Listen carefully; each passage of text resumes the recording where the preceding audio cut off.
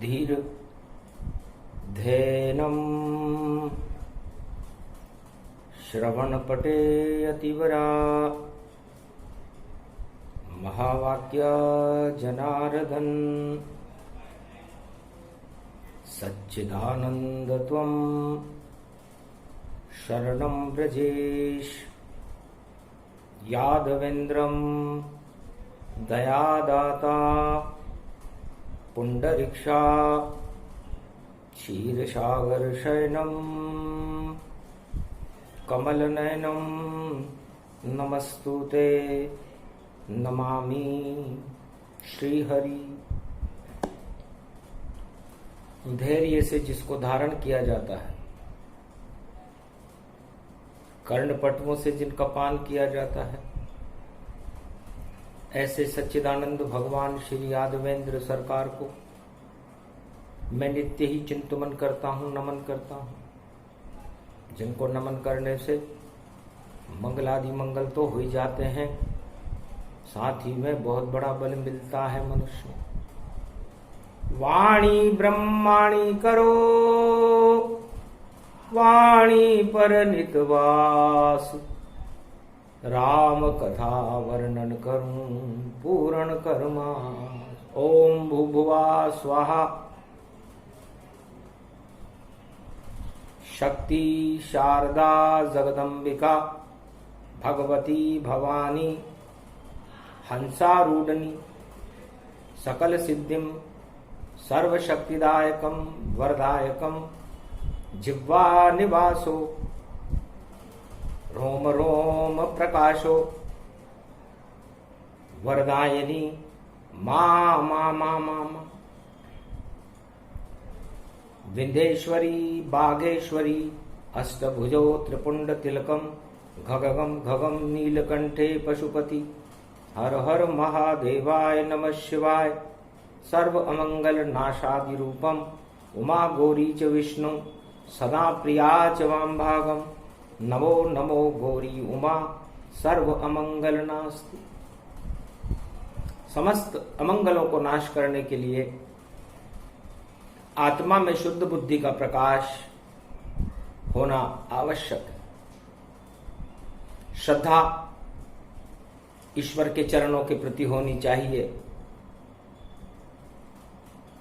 और अश्रद्धा काम क्रोध मद लोभ छल पाखंड के प्रति होनी चाहिए। श्राद्ध पक्ष का प्रारंभ है। कृष्ण पक्ष प्रतिभा पड़े और ये कलयुग घन घोर। त्राहि त्राहि मच रही जगत में देखो चहुं ओर। कृपा करो हनुमान अब अतुलित बल के धाम और संगम हो जाए राम से। कृपा करो हनुमान। भगवान मार्कंड्य संगम तट पर वट वृक्ष के नीचे हनुमान जी का ध्यान कर रहे थे। संगम तट पर है कल्प वृक्ष, जहां ब्रह्मा विष्णु महेश विराजते हैं। चाहे सृष्टि भी ये प्रलय होए तो उस वृक्ष पे जीवन साजते हैं। ऐसा एक वट वृक्ष है प्रयागराज के धाम। संगम तट उसको कहे जहां करे गुरु विश्राम। तीनों जगत गुरु प्रलय में जब समस्त आत्माओं का श्राद्ध हो जाता है उसे प्रलय कहते हैं। तो सबसे बड़ा श्राद्ध उसे मानो, प्रलय रूप सृष्टि को जानो। निराकार की ज्योति का और होता त्रिलोक प्रकाश। जल थल नभ मिल जाते हैं और एक वृक्ष वट वृक्ष। उस वट वृक्ष पर तीनों जगत गुरु ब्रह्मा विष्णु महेश सारी सृष्टि को अपने अंदर लय कर लेते हैं। तो जब संसार प्रलय की तरफ जाता है, सारी आत्माओं का श्राद्ध हो जाता है, तब वटका वृक्ष संगम तट पर हरा होकर के पाताल से और आकाश क्षीर सागर तक चला जाता है। तब चारों युग प्रताप तुम्हारा, तब हनुमान जी भी संगम तट पर विश्राम करने लगते हैं। लेट जाते हैं हनुमान संगम तट पर विश्राम करे, और इंतजार करते ब्रह्मा का कि वह कब सृष्टि निर्माण करे। उसके बाद हनुमान फिर बनते अतुलित धाम, यही राम का काम है। और वहां लेटे हनुमान बजरंग बली, बजरंग बली मेरी नाव चली, मेरी नाव चली। संकट में जब भारत आवे तो कृपा की बलि लगा देना, भक्तों के भाग्य जगा देना, भक्तों को राम से मिला देना। बजरंग बली, बजरंग बली। ये संत समागम देखो तट और संगम तट पर होता है, और दानवतावादी शक्ति तो और बैठ जगत में रोता है। दानव शक्ति रोती है और राम की जय जयकार, राम बड़ी सरकार है और हनुमान साकार। चरण दबाते हैं हनुमान जी। संगम तट पर प्रगट भय रे हनुमाना, साध पक्ष गति वे भवमाना। पट ही बंद मिले हमको, ऐसा कलयुग में कभी हुआ नहीं, और झंडा भी लहराया नहीं। और ये क्या क्या सब हुआ वही, तो जय हनुमान ज्ञान गुण सागर, जय कपीश तिहु लोक उजागर। राम दूत अतुलित बल धामा, अंजनी पुत्र पवन सुत नामा।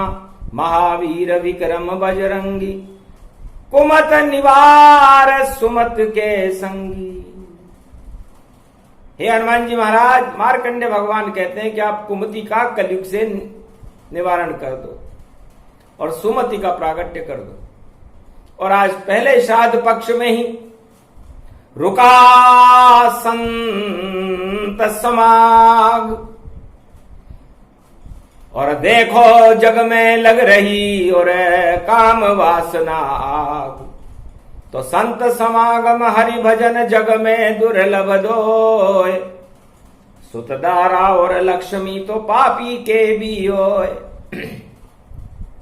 तो जर जोरू और जमीन, इसके लिए सारा संसार चारों युगों में लालायित रहता है, और उनकी एक लालसा, इनको प्राप्त करने की इच्छा, भोगों को आत्मसात करने की इच्छा हर आत्मा का श्राद्ध करा देती है। पंचक लग गयो दानवता के, और देखो पंचक रहे लगाए।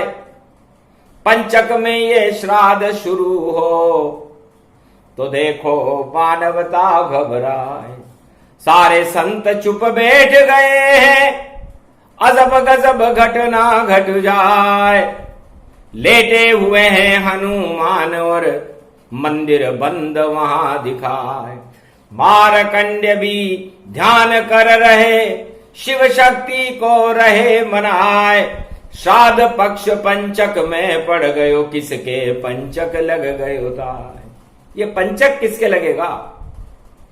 संतों के भी लग गया पंचक, दानवता के लग जाएगा। संतों का बालन बांका हो और दानव सब नष्ट दिखाएगा। पहली ही शुरुआत है और कृपा करो रे हनुमान। अरे कलयुग में भी आप हो भारत के भगवान। ये प्रयागराज है। प्र का मतलब परमात्मा से है। और या का मतलब याचना से है, और ग का मतलब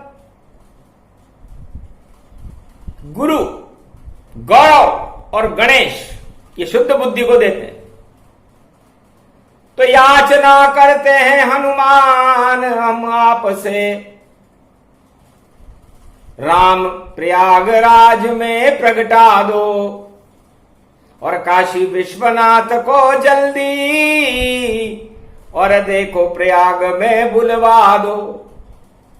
ये काशी विश्वनाथ की धरती जो त्रिशूल पे बसती है, और संत यहां होए प्रकाश, और दानवता यहां नशती है। काशी त्रिशूल पे भोले ने, और भारत में देखो बसाई है। नंदी पे सवार हुए रे बाबा, और कल्प वृक्ष प्रगटाई है। ये वट वृक्ष ही शिव का रूप बने, गंगा जमुना सरस्वती प्रगटाई है। और संगम कर लो यहां सब धर्म का, तो अधर्म नष्ट दिखाई है। ये संगम है।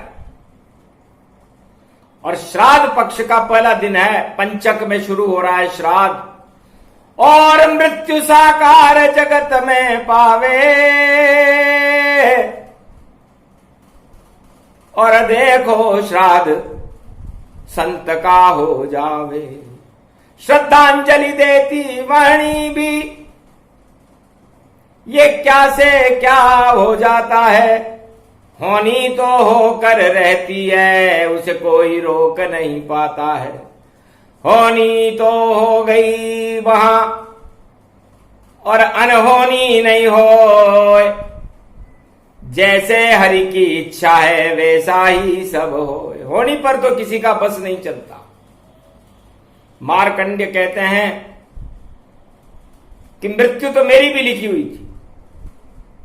11 वर्ष 11 माह और 11 दिन में मेरी मृत्यु ब्रह्मा जी ने मेरे मस्तिष्क पर अंकित कर रखी। बस एक ही मेरी विशेषता थी कि मैं जर, जोरू और जमीन इस पर लालायित नहीं था। मृत्यु का कारण ये 3 वस्तुएं होती हैं। जितने भी महाभारत होते हैं, जितने भी श्राद्ध होते हैं जगत में, तब जर, जोरू, जमीन के ही पंचक लगता है। तो तीनों ही इच्छा थी नहीं मेरी, और बाल स्वरूप दिखाता था। और मृत्यु लिखी हुई मस्तक पर, और मैं शिव का योग लगाता था। माता पिता भी छोड़कर गए मंदिर के माय, और काशी विश्वनाथ मंदिर में मुझे छोड़ गए आए। काशी विश्वनाथ के मंदिर में मुझे छोड़कर चले गए मेरे माता पिता। जो करे हरि ही कर देगा, हम तो कुछ नहीं कर पावेंगे। और बेटे को मंदिर में छोड़ रो, हम राजमहल को जावेंगे। जैसी हरि की इच्छा होगी वैसा होगा काम। या तो जीवन बच जाएगा, या मृत्यु मिले तमाम। धर्म संकट में शिव आए, चुपचाप वहां से निकल गए। और पार्वती देखने लगी कि भोले शंकर कहाँ गए। इतने में एक बालक की और आवाज रोने की आई थी। सोचा गणेश संकट में है, इस कारण गोद खिलाई थी। तो गणपति नाथ के चक्कर में और गोदी उठाए मारकंड्य मुनिराय, और बालक को दूध पिला दिया गणेश समझ के जाए। गणेश को समझ करके बालक को दूध पिला दिया। तब लगा उमा को एक झटका, ये तो बालक गणेश नहीं, और दूध पी लिया गौरी का। और इसके तो प्राण भी शेष नहीं, इसके तो प्राण भी शेष नहीं है। और दूध मैंने पिलाया। तो लाज रखो भोले शंकर, इसे मैंने दूध पिलाया है। और घोर असंभव को संभव कर देते ये काशी रूप दिखाया है। तो काम वासना को शीतल करते काशी विश्व के नाथ। आप तो विश्व के नाथ हो, त्रिलोक के नाथ हो। इस बालक का तो जन्म ही शेष नहीं है और दूध भी से मैंने पिलाया। इतने में ही आ गया और देखो भैंसे पर यमराज। और पार्वती भी समझ गई कि आ गया बालक का काल। तब कहा बालक से हंस करके, बेटा मेरी आज्ञा मानो। और दूध पीने से खुशी हुई, इस कारण हंसने लगा बालक। किसी प्रलोभन में मत आना, वरना मृत्यु तेरी आ जाए। कुछ भी कोई प्रलोभन दे पर उसके साथ न तुम जाना पाए।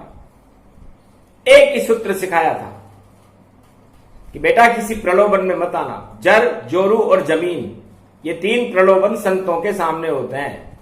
और जब भी कोई संत का पतन होता है या संत परमात्मा के मार्ग पर जाता है तो ये तीन वस्तुएं उसके सामने खड़ी रहती हैं। बालक ने गांठ बांध ली मां के शब्दों की और यमराज के चक्कर में नहीं आया।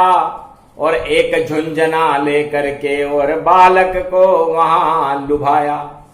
पर बालक फंसा नहीं प्रलोभन, लाख प्रलोभन पाए। पर बालक मंदिर से निकला नहीं बाहर। तो यमराज मंदिर घुस जाए। बिना आज्ञा के यमराज काशी विश्वनाथ के मंदिर में प्रवेश कर गया। बस विकराल रूप हो गई गौरी और काली रूप बनाया है। और भैंसे के पीछे पड़ गई और हाथ त्रिशूल उठाया है। शंकर भी थर थर थे कांपे और लेटे वहां जमीन। काली उस पर से निकली और किसकी, यमराजों जमीन। भगने लगे यमराज वहां, थर थर थर थर थर थर आया। गलती हो गई माता मुझसे, मैं तो इस बालक को लेने आया। तब कहा बिना पूछे कैसे तुम मंदिर में घुस पाए थे। अब ज्वाला मेरी प्रकोप सहो और यमराज नष्ट कर पाए थे। तब थर थर थर थर कांपने लगे और काशी में यमराज और भोले शंकर खड़े हो गए। शांत शांत उमा शक्ति जा है। उमा शांत, शांत रखो। यमराज भी हमने बनाया है, इस बालक की मृत्यु भी हमने लिखी है। और इस बालक को बचाने के लिए आप भी अपनी शक्ति लगा रही हो। पर विधि संयोग जो लिखे लिखाए, वैसी ही विधि ब्रह्म बनाए। ब्रह्मा विष्णु महेश सब प्रगटे वहां पर आए। और मुंह में बालक ले लिया और शिव हर्षित हो ही जाए। शिव जी ने उस बालक को अपने मुंह में ले लिया। उस बालक की समस्त काम वासनाएं शीतल हो गई और राम राम और शिव शिव उसके मुखारबिंद से झरने लगा। यमराज ने क्षमा मांगी और महाकाल काशीपति विश्वनाथ ने कहा कि मैं विश्व का नाथ हूं, त्रिलोकी का नाथ हूं और बालक मेरे मुंह में है। यमराज वापस जाओ। अंक बदल गए और लेखनी बदली ताय। कभी नहीं बालक मरे, क्योंकि जर जोरू जमीन से एक ही दूर हो जाए। ये एक ही बालक है पूरे त्रिलोक में, जिसकी न जर की इच्छा है, न जोरू की इच्छा है, न जमीन की इच्छा है। तो मृत्यु तो इनकी इच्छा पर आती है। मृत्यु का कारण ये इच्छाएं होती है। और श्राद्ध जब भी होते हैं और पंचक चल रहा है। वापस गया यमराज छोड़कर बालक और अजर अमर हो गए मारकंड्य मुनि। जग पालक मुख्य शिष्य बन गए विश्व के नाथा और सदा रहे भोले शंकर के साथा। तो भगवान शंकर कहते हैं कि मारकंडे संत थे, बालक था, संत भी नहीं था। बालक की इच्छा किसी खिलौने तक पर नहीं थी। हम भी आश्चर्यचकित रह गए कि बालक को दूध पीने की इच्छा होती है, मां की पुकार सुनने की इच्छा होती है, या कोई भी खिलौना खेलने की इच्छा होती है, लेकिन इस बालक की कोई इच्छा नहीं थी। इच्छा रहित बालक है। तो इच्छा रहित बाल मुकुंद, इच्छा रहित तो नारायण होते हैं, इसलिए इस बालक को भी नारायण जैसा ही बना दो, क्योंकि ये पहली बार मृत्यु लोक में कैसा बालक आया जिसकी कोई इच्छा नहीं है। ये तो संतों से भी बड़ा है कि संतों का समागम और हरि का भजन इस संगम तट पर जो करता है उसकी अकाल मृत्यु भी टल जाती। हनुमान जी भी देख रहे थे वहां, और अजब गजब ये न्याय हुआ, और अति प्रसन्न हुए वो हनुमान, और कलयुग में भी ये प्रयोग हुआ। तो जर जोरू और जमीन से सभी संत रहो दूर, ईश्वर कृपा मिलती रहे और कलयुग में भरपूर। गर इनमें आप घुस जाओगे और राजनीति में जाओगे, तो श्राद्ध हो जाता है भैया, फिर खुद भी बच नहीं पाओगे। तो जितने संत भारत में हैं और करे समागम राम, उनको जर जोरू जमीन से कलयुग में क्या काम। ये तो राजा महाराजाओं की वस्तु है, लौकिक मनुष्यों की वस्तु है। संत को तो सत्य के साथ अंतिम समय तक रहना चाहिए। उसने क्या मतलब धन धाम से, और क्या मतलब है जर जोरू से, और क्या मतलब है जमीनों से, और देखो उनको तो मतलब है ईश्वर से। तो एक ही बालक संत था और काशी विश्व के नाथ, कृपा कर गए बोले भंडारी अमर मारकंडे मुनिनाथ। मारकंडे अमर हो गए थे सतयुग में, पंचक भी टल गया, श्राद्ध टल गए, उसका श्राद्ध नहीं हुआ और न कभी होगा। 60,000 बार पृथ्वी पर प्रलय मारकंडे ने देख लिया, और आगे भी देखें इतने ही समय, और देखो त्रिलोक को जीत लिया। ये मृत्यु लोक का पहला बालक जो संत मारकंड कहलाता है, और मृत्यु पर विजय प्राप्त करी जो राम कृष्ण नहीं कर पाता है। मृत्यु पर विजय तो राम और कृष्ण ने भी प्राप्त नहीं की। इस मृत्यु लोक पे जिसका जन्म होता है उसकी मृत्यु अवश्य होती, लेकिन मारकंडे के साथ ऐसा नहीं होगा। ये संगम तट को वरदान है, और ये वरदान ब्रह्मा विष्णु महेश और लेटे हुए हनुमान जी का, और इस वट वृक्ष को भी वरदान है कि इस वट वृक्ष के तीनों जगत गुरुओं की जो कृपा पात्र हैं वो आत्माएं जा सकती हैं, प्रलय में उनका भी श्राद्ध नहीं होगा। और हनुमान जी तो अजर अमर अविनाशी हैं, चारों युग पर ताप तुम्हारा, लेटे संगम तट पर प्यारा। संगम तट पर लेट रहे हैं हनुमान जी और प्रतीक्षा कर रहे हैं, न्याय देख रहे हैं भगवान का, काशी विश्वनाथ का, कि धन्य धन्य विश्व के नाथा, कृपा करी मारकंड्य मुनिनाथा। मारकंड्य अमर हो गए, इच्छा रहित गति जान, धन्य धन्य शिव न्याय आपका, आप त्रिलोकी नाथ।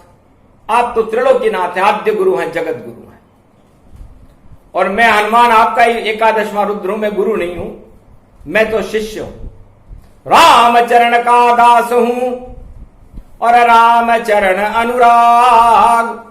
और लेटे लेटे संगम तट पर राम करूं उच्चार, मैं राम काज कीने बिनु और मोही कहां विश्राम।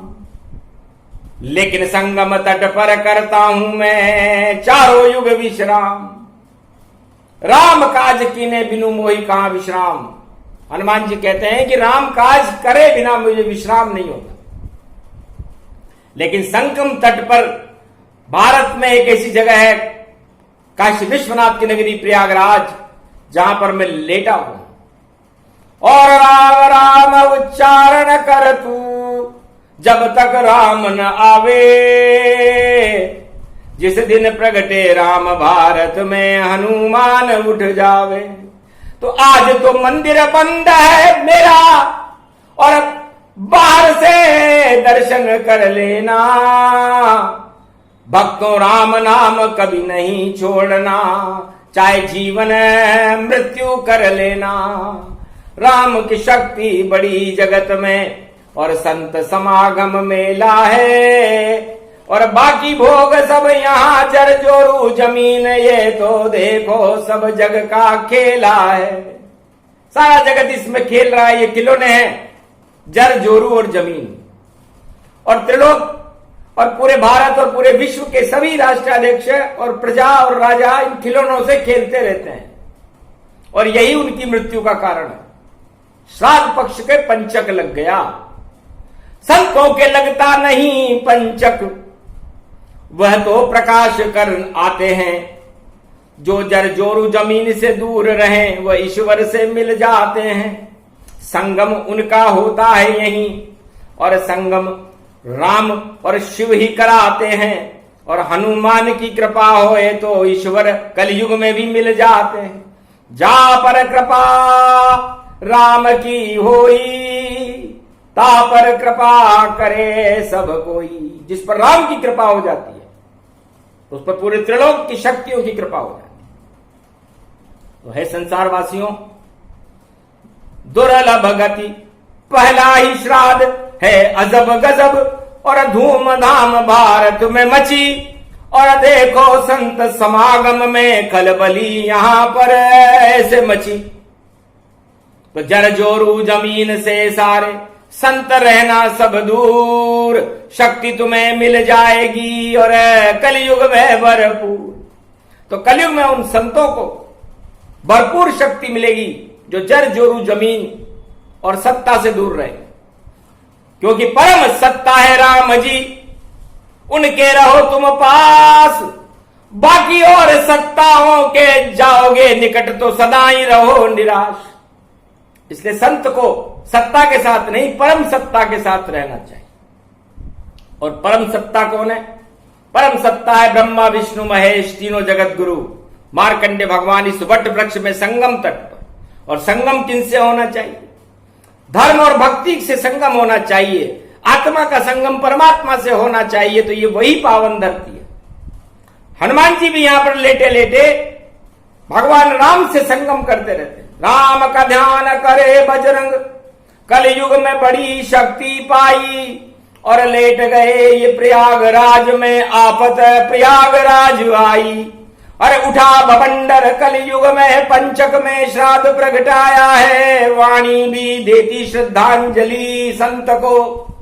और ये जगत मोह और माया है, मोह माया को छोड़कर संत गए हरि और बाकी देखो जगत में उठा यहां पर शोर। सत्य परम सत्ता के पास में गए संत गति जान। धन धन वाणी भी करे और सारे संत को प्रणाम। ऐसे संतों को वाणी भी प्रणाम करती है जिन्होंने आत्म सम्मान के लिए अपना और देह सभी त्याग दई। ठुकरा दी सारी दौलत ये और परम शक्ति के साथ गई। पुष्पक विमान में बैठे यहां और संत गए सुरधाम। राम राम कह राव गए सुरधाम। जिस तरह दशरथ जी राम जी को त्यागने के बाद उनको लगा कि दशरथ अयोध्या का राज छोटा है, तो राम राम कहते हुए उन्होंने अयोध्या नगरी से अपना प्राण त्याग दिए। तो राम अजर अमर अविनाशी हैं। इस अयोध्या को भगवान शंकर कहते हैं काशी विश्वनाथ के कुछ विरोधाभास है, क्योंकि राजा रघु ने यहां पर नवरात्रा में अश्वमेध यज्ञ किया था और उस अश्वमेध यज्ञ को रावण ने भंग किया था। तो यहां पर इस अयोध्या में हमेशा चारों युगों में राम के नाम पर उत्पात करने के लिए दानव शक्तियां हमेशा अपना वर्चस्व दिखाती है। लेकिन पूरा किया था राजा रघु ने यज्ञ, देव शक्ति मानव शक्ति का, और जग गया भाग्य अजग्य।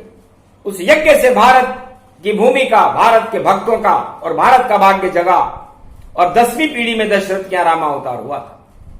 और रावण जो दानव वंश में था उसको लात लगाई थी, और 1.25 लाख नाती सहित सोने की लंका इस लेटे हनुमान ने जलाई थी। और लंका जल गई पलवर में और मर गया रावण सरकार। वही राम जन्मभूमि है और शक्ति बड़ी अपार। इस राम जन्मभूमि के अंदर यदि कोई प्रवेश करे तो सबसे बड़ी सत्ता राम को माने, किसी नेता को नहीं, किसी सत्ता को नहीं, क्योंकि उस परम सत्ता के आगे सभी सत्ताएं छोटी है। यह भगवान शंकर कलयुग में अपना मार्गदर्शन प्रदान कर रहे हैं कि अहो भाग जो पहुंचे और अवध भूमि के माय, राम जन्म भूमि तो तीर्थ है, नमन करो सब आए। वाणी भी नमन करे भूमि को, राम नमन गति पाए। अयोध्या ये नगरी है, इसे जीत कोई नहीं पाए। अयोध्या, इसको त्रिलोक में कोई भी योद्धा हो, चारों युगों में कोई जीत नहीं सकता। इसलिए परम सत्ता को कोई जीत सकता है क्या? तो परम सत्ता तो राम जी की है, किसी राजा की नहीं। इसलिए जो भी जाए राम जन्म भूमि में तो राम को करे प्रणाम, राम को ही सत्ता माने और राम ही भगवान। तो राम को ही भगवान माने, किसी अन्य को नहीं। सारे चित्र हटा दो वहां से और अपने फोटो हटवा दो, और राम जन्म भूमि का जलवा इस कलयुग में चलवा दो। राम लला की मूरत देखो और भारत में प्रगटाएगी, ऐसा विश्व का तीर्थ बनेगा। सब सारी विश्व की जनता चकाचौंध खा जाएगी। इसका श्रेय राम को देवो, अपने ऊपर मत लेना, वरना राम प्रकोप हो जाएगा भारी, फिर हमसे तुम मत कहना। इस कारण ही प्रकोप था, और देखो अति प्रकोप। और पहले ही ये श्राद्ध दिवस में मचा भारत में शोक। पर क्या करें, होनी तो होती है, होनी तो प्रबल कहाती है। होनी का सोच नहीं करना, होनी तो हो रह जाती। होनी का सोच नहीं करना। राम तक को वनवास में जाना पड़ा था, होनी थी, और 14 वर्ष जंगल में रहना पड़ा था। इसलिए श्राद्ध पक्ष में हम उन सभी आत्माओं के कल्याण के लिए वाणी प्रार्थना करती है जो अधोगति में है। अधोगति से मुक्त हो और कर्ण का हो सबदान। और सूर्य पुत्र श्री कर्ण है, श्राद्ध पक्ष भगवान, श्राद्ध पक्ष के भगवान सूर्य पुत्र कर्ण है। कर्ण के पुण्य से जो अतृप्त आत्माएं होती है, जड़ जोरू जमीन में फंस जाती है, भोगों की इच्छा में फंस जाती है, राजताज की इच्छा में फंस जाती है, वो भगवान से दूर होकर के और अतृप्त लोक में चली जाती है। इस कारण उसे अधोगति में भोगना पड़ता है, और उस अधोगति से वापस सदगति को दिलाने के लिए भगवान राम का नाम है, भगवान कर्ण का नाम है। ये श्राद्ध पक्ष की पहली श्रृंखला भगवान शंकर काशी विश्वनाथ ने सुनाई। श्रद्धांजलि से मानिए और मुक्ति दे भगवान। अधोगति में भारत की जितनी आत्माएं, उनका हो कल्याण। ये प्रसंग पूरा हुआ, मिलता जीवन दान। वाणी ने भी सुना दिया ये मारकंडे अमर का ज्ञान। मारकंडे तो अमर हो गए थे, तो मारकंडे को श्राद्ध नहीं हुए, उन्हें जीवन दान मिला। इसलिए इस वाणी को करने के बाद जिस घर में ये वाणी होती है वहां जीवन दान मिलता है, अकाल मृत्यु टल जाती है। क्योंकि मारकंड्य प्रबल आयु अखंड ब्रह्मम तेजम च प्रतिभूतानि ब्रह्म सत्य यथात न गृहंति अंत मृत्युंजनम तम महामृत्युंजय तमः नमः शिवः। धन धन रे लेटे रे हनुमान रे, संगम का प्रयागराज है। और भारत में तो हनुमान तेरा चारों युगों में राज है। कृपा कर दे रे कृपा वत्सल, आज मंगलवार है। अरे भारत का उद्धार तेरे हाथ में हनुमान है। अरे बजरंग बली रे बजरंग बली, मेरी नाव चली रे मेरी नाव चली, और कृपा की बली लगा देना, भारत के कष्ट हटा देना। जो दुख दरिद्र भारत में है उनको तुम दूर भगा देना, और जो आतंकवाद फैलाते हैं उसको तुम नष्ट दिखा देना, उनका नाम निशान मिटा देना, और भक्तों को कृपा कर देना। कलयुग में भी कल की अवतार श्री रामचंद्र को, और दर्शन हमें करा देना। ये श्राद्ध पक्ष में कृपा करो, बजरंग बली बजरंग बली। जब भंवर नाव में फंस जावे तो नाव को पार लगा देना, ये लाल लंगोटी गोटे की और इलाहाबाद में जावेगी, और लेटे लेटे हनुमान के ऊपर पुष्पमाला पहनावेगी। ये कृपा वत्सल है बड़ी शक्ति, विश्राम वहां पर करते हैं, भक्तों की झोली भरते हैं, भंडार उन्हीं के भरते हैं। होनी तो हो गई रे बाबा, अब होनी से हमें छुड़ा देना, और पाप हमारे हटा देना, और पुण्य यहाँ प्रगटा देना, और राम जन्मभूमि की शक्ति 100 गुनी अरब गुनी बढ़ा देना। ऐसी कृपा करो बजरंग, इस कारण तुम्हें बुलाया है, और काशी विश्वनाथ बाबा ने आंखों देखा हाल सुनाया है। जो सुने सुनाए ये प्रसंग उन सबके भाग जगा देना, भारत में श्री राम जी से सब भक्तों को आप मिला देना, बजरंग बली बजरंग बली। ये प्रसंग जो भी सुने, और हनुमान प्रसंग श्राद्ध पक्ष में मुक्ति देता, जो सुने सुनाए प्रसंग। बोलो जय श्री राम, जय हनुमान, जय काशीपति विश्वनाथ, लेटे हुए हनुमान जी महाराज की।